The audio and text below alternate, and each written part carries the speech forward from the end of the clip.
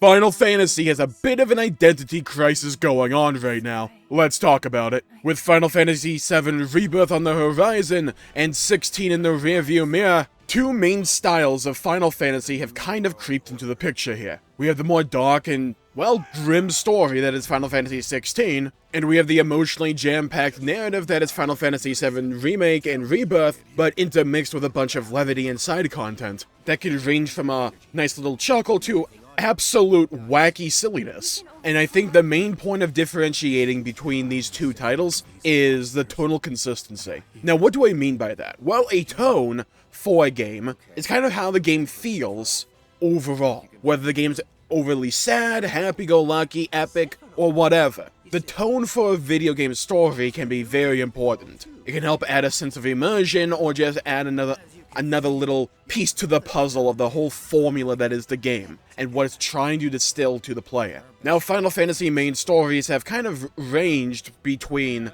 more upbeat and almost Saturday morning cartoon levels of tone to very grimdark, with themes like human experimentation or just genocide and stuff like that. You can go from a character like Ultros in Final Fantasy VI, which is just a purple octopus that wants to get it on, or Hojo forcibly implanting, Mako into people throughout the soldier program, or pick a narrative from Final Fantasy XVI. And while gone are the days of Final Fantasy being a turn-based game, its overall tone, well, that's still a little bit up in the air right now. Now, I want to disclaim this with a little bit of a statement. I like both Final Fantasy VII Remake and Final Fantasy XVI. I love both games. But when you have entries in the series that are treated like mainline entries right now, and they are so wildly different, a polarizing reaction for your player base and fan base will occur, and that's what's kind of happening here. There will be some people who just flat out prefer the overly grim dark narrative of Final Fantasy XVI, the one that is emotionally tormenting and doesn't relent or doesn't let up. And then there'll be others who like having those emotional stories and those stories that can get very dark, but they like having that side content like the honeybee and dance section, or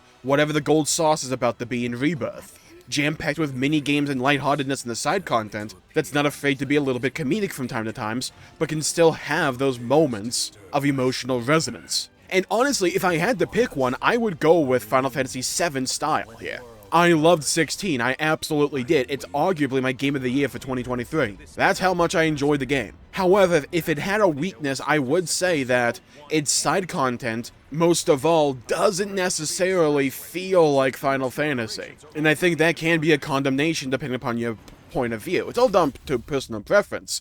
At the end of the day, don't get me wrong on this. And Final Fantasy is known as a series that can change its tone or just change a bunch of stuff going from one entry to another. And that is fine. However, there are some throughput ideas and identities inherent to the Final Fantasy formula that I think should be preserved whenever possible. Now, I don't think 16 becomes like a bad game or anything because it doesn't have like a gold saucer moment. I'm not saying that. I'm just saying maybe it would have helped overall if the side content had a little bit more going for it that wasn't all just hunts and side quests. If it had a little bit more of a diverse offering when it comes to its side content formula and offerings, I think it would have been more well received. Because one, it would have been optional. If you wanted to skip it, you easily could. Ideally, at least. But I think overall, Final Fantasy XVI kind of relies a little bit too much on its main story. Now, Final Fantasy as a series has always been known for its story and storytelling. Obviously. It's one of the titans in the industry on that front. However, when it comes to its side content, normally a Final Fantasy game,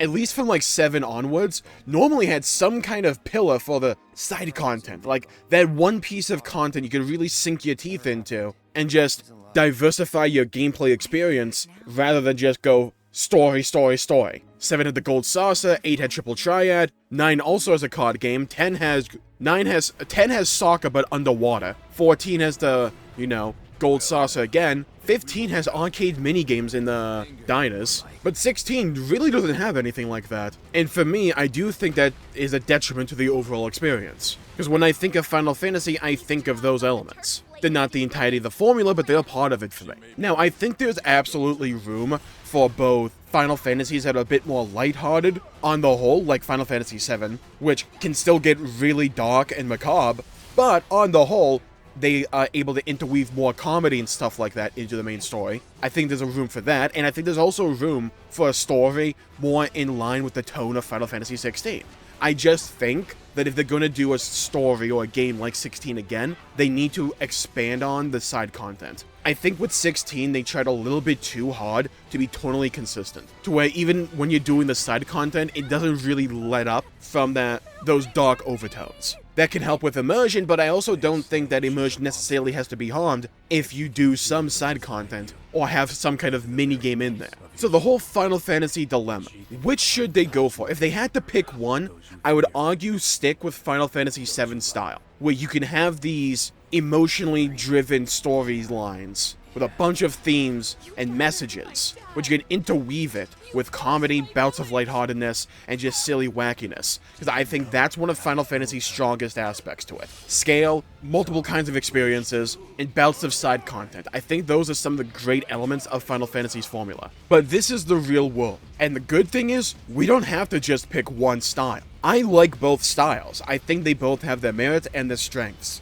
It's just I think 16 needs a bit more side content that's not afraid to mix up the experience just a little bit. Because I genuinely found the world of Final Fantasy 16 and how dark that story was to be rather compelling and also endearing. It feels like the series grew up alongside us and was willing to finally really dive into some themes or ideas that they had to skirt around in previous games due to the whole age rating for the game. I don't think every Final Fantasy in the future should be just like that, but that's one of the strengths of the franchise, is I think they can have multiple different kinds of experiences. They can do a game or a story with this tone again. I just think the smart play in the future would be to also have some more lighthearted moments in the side content at least, to break up the flow of things. It would also just help me care more about the characters overall and become more emotionally resonant with them. For me, I tend to care about characters when I'm able to see them at their highs and both at their lows. For Final Fantasy 16, on the whole, you mostly saw them at their low. And it was really compelling, the way they handled that, because they did have some high moments. And when those high moments happened, they felt really rewarding because we saw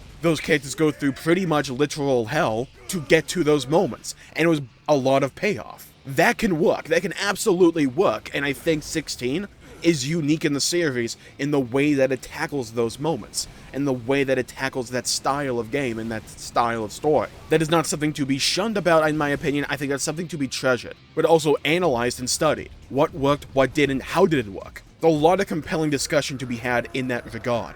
However, I also think that style of story can be preserved alongside having more lighthearted moments in the side content. You can still have side quests where people turn to stone and you have a bunch of emotionally resonant scenes in the side content. That's one of 16's strongest aspects, because in my opinion, 16 is some of the best side quests in any game I've ever played. They're really freaking good, but I don't think they have to be the only part of the side content. And you can argue arcade mode all you want, but that's kind of just replaying the main story. I think mixing things up from time to time is one of Final Fantasy's overall strengths, where no two games kind of feel the same. Like, you can put Final Fantasy 6, 7, 10, and 12 next to each other. They're all completely, wildly different games in tone, but they all feel like Final Fantasy. And why is that? What is intrinsic to the Final Fantasy formula, where we can look at those games individually and say, yes, those are Final Fantasy games? And I'm not even talking about the gameplay loop here. I'm talking about the world, the way each game tells a story. While they're able to utilize similar aesthetics from time to time,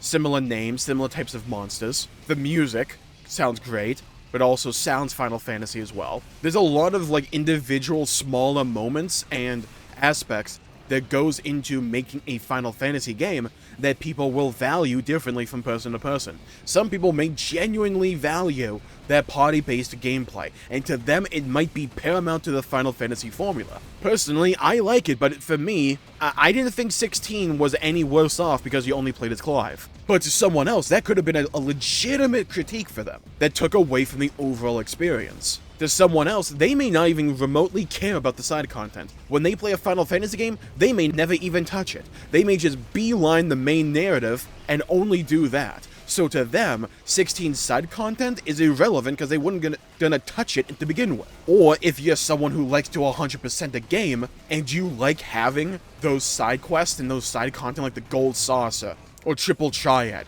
just something you can sink your teeth into and change up the gameplay experience and have some fun with it, that may be a massive problem that you have with 16. Maybe you really like turn-based gameplay and modern Final Fantasy just kind of turns you off because it's not like that anymore. Or maybe you don't like turn-based gameplay and you only like the real-time action and you love the 16 formula. Do you see how, like, there's so many, like, different individual elements that can go into what people define as a Final Fantasy game that we can value differently from person to person? That's why it's so hard to get a game that feels like Final Fantasy for everybody. Because for a franchise that's decades old, it's tried a bunch of different things, and now people associate Final Fantasy with different aspects. So when it comes to actually making a Final Fantasy game, there's a bit of a dilemma in that regard, because, well, what do you define as a Final Fantasy? What weighs more than another aspect? Is music more important to you and more important to the identity of Final Fantasy for you than, say, the side content? Or is the side content more important to you than, say, the tone or the theme or the message or the character design? And really, at the end of the day, that's kind of the dilemma that's associated with Final Fantasy.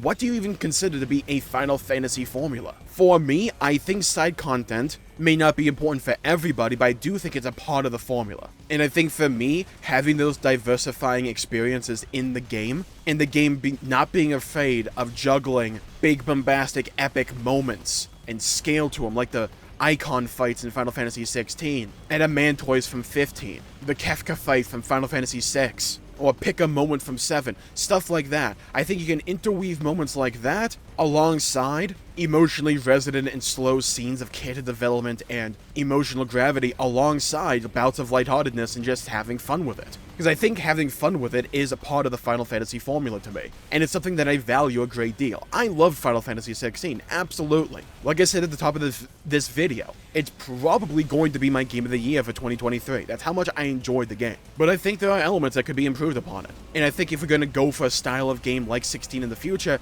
I think expanding on the side content and not just having to be reliant on hunts and side quests and arcade mode, having some kind of lightheartedness to break the flow of things up, I think that's important, and I think that's valuable. Personally, I love Final Fantasy 16, and I'm probably going to love Rebirth as well. There's room for both, I just think 16 needs to take a step in the other direction. Not many, just like a step or two. And I think with that, I'll call the video there for the day. Thank you all for tuning in. My pleasure for making the video. If you enjoyed it, please leave a like and subscribe. It really helps the channel out and helps support future content, and I greatly appreciate it. Stay safe, have a great day, go play some video games if you can, and as always, I'll see you all next time. Bye bye everybody, until we meet again.